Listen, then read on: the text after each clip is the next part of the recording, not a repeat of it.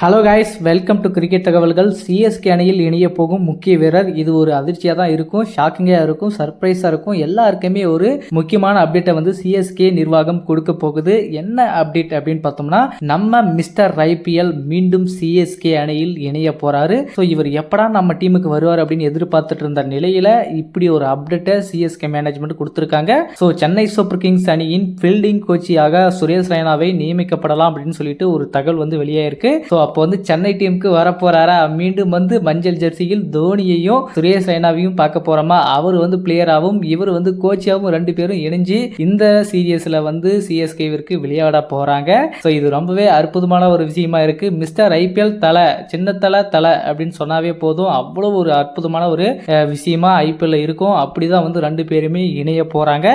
இந்த ஒரு update CSK ரசிகர்களுக்கு ஒரு மிகப்பெரிய ஒரு அதிர்ச்சியும் ஒரு சந்தோஷத்தையுமே சேர்த்து கொடுத்துருக்கு. இந்த ஐபிஎல் வந்து காம்போ டியூ வேற மாதிரி இருக்க போகுதுங்க. ரெண்டு பேரும் சின்ன தலை அப்படின்னு சொன்னாவே பிச்சில் தான் வந்து வேற மாதிரி ஆடிட்டு இருப்பாங்க. இப்போ அவர் பிளேயராகவும் இவர் வந்து கோச்சாகவும் இருக்கும்போது நாங்கள் ஃபீல்டர்ஸை வச்சு வேலை செய்ய போறோம் அப்படின்னு சொல்லிட்டு அவர் வந்து சொல்லியிருக்காரு. ஸோ இது எந்த மாதிரியான அப்டேட் வந்து சென்னை சூப்பர் கிங்ஸ் வந்து நல்லா இருந்திருக்கும் அப்படின்றது உங்களுக்கு தெரிஞ்சிருக்கும். பிராவோ பார்த்தீங்கன்னா கேகேஆருக்கு போயிட்டாரு. ஸோ அதனால என்னடா இது அப்படின்ற மாதிரி ஒரு சோதனையாக இருந்துச்சு. அது எல்லாத்தையுமே ஈடுகட்டுற விதமா இப்போ இந்த ஒரு அப்டேட்டை வந்து சிஎஸ்கே நிர்வாகம் கொடுக்க போகுது. சின்ன தலையும் வந்து கொடுத்திருக்காரு. நாம மீண்டும் மஞ்சள் ஜெர்சியில் வரதுன்றது மிகப்பெரிய ஒரு நல்ல விஷயம். ரெய்னாவுடைய இந்த பங்களிப்பு கண்டிப்பா சென்னை சூப்பர் கிங்ஸ்க்கு ஒரு முக்கியமான பார்ட்டா இருக்க போகுது.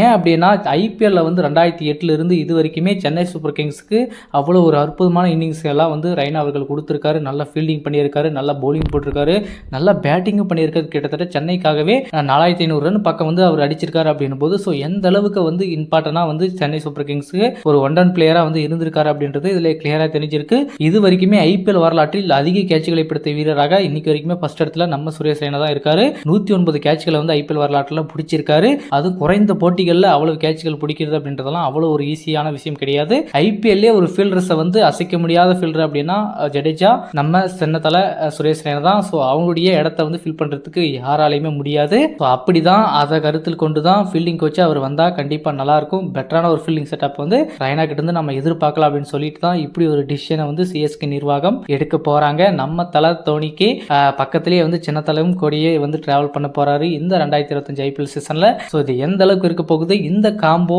எப்படி வந்து ஆட போறாங்க, எப்படி வந்து சப்போர்ட் பண்ண போறாங்க, எப்படி பிளே பண்ண போறாங்க அப்படின்றது ரசிகர்களுக்கிடையே ஒரு எதிர்பார்ப்பா இருக்கு. ஸோ கூடிய விரைவில் இதுக்கான அதிகாரப்பூர்வ அறிவிப்பை சிஎஸ்கே மேனேஜ்மெண்ட் அறிவிக்க போறாங்க. அதுல தலை தோனி கூட சுரேஷ் ரெய்னா இருக்க போறாரு. அதுல எந்த மாற்றமும் இல்லை. நம்ம தலை சுரேஷ் ரெய்னா, சின்ன தலை சுரேஷ் ரெய்னா அவர்களை வந்து மீண்டும் வந்து சென்னை அணியில் பார்ப்பதற்கு உங்களுடைய கருத்துக்கள் எப்படி இருக்க போகுது. ஸோ அதே மாதிரி அவர் ஃபீல்டிங் கோச்சா வந்திருக்கிறதை பற்றி உங்களுடைய கருத்துக்கள் என்றதை